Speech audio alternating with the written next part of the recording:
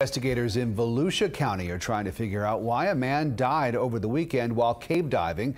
He was diving with his 16-year-old son when he decided to do a deeper dive on his own. CBS 4's David Sutta joins us now with more on what happened. David. That's right. We received the investigative report this afternoon, which is giving us some insight into what happened. Cave diving is quite popular in central and northern Florida, where a majority of these caves are located.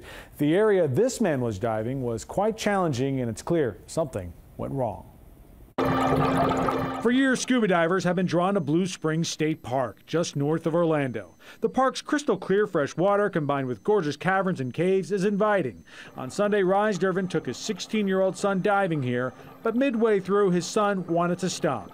Rather than get out, his father continued diving, heading into a 120-foot deep underwater cave without switching out to a new tank. It's terrible. It's tragic. About 4 hours later, Volusia Sheriff's Department divers recovered his body.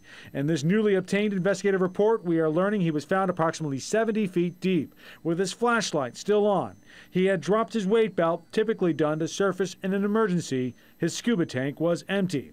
While the investigation will take time to figure out why Dervin ran out of air, diving attorney and cave diving instructor Alton Hall has his suspicions. I think it's extremely rare that it just happens. In over 30 years of diving, I'm only aware of one instance in which a diver died in a cave without breaking one of the primary rules of cave diving. These are the 5 rules. They include things like training, using a rope to find your way out, saving 2/3 of your tank to exit, and not going too deep. Break the rules and risks go up. No one keeps an official track of all cave diving fatalities, but it's estimated a little more than a dozen people die nationwide every year. The numbers aren't astronomical or real high.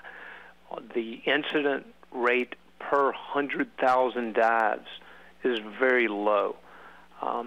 So I don't think that it's something that necessarily calls for more government intervention. The cave diving industry is actually self-regulated. Essentially, the responsibility and the risk fall to the diver. And it is unclear what certifications this diver had. We have inquired with the Department of Environmental Protection, who operates the Blue Springs. Now, David, you have some experience cave diving, and we heard from the attorney in your piece who said that the incident rate per dive is very low. So how dangerous is it? Well, I can tell you, I'm an open water diver. That's my certification. But in this case, we did last year spend a week going through the cavern training and also reporting on the issue. And I can tell you from my experience, from what I saw during that week and talking with all these divers, it's nothing like what we experience here in South Florida. When I'm in trouble in the water here, I shoot up to the top. I get out of danger. In these cases, if you shoot up to the top, you're hitting the top of a cavern or a cave. There's so many things that can go wrong. It's amazing, everything. And one of the things that we always say in scuba diving, for those that are not aware of it, is you should always have a partner when you go, just so you have that backup air. If you run out of air, you can grab the partner's air and you guys can share and buddy breathe your way out. Right. In this case, he's going by himself, and that's a deadly combination there. David Sutta with the story for us tonight. David, thank you.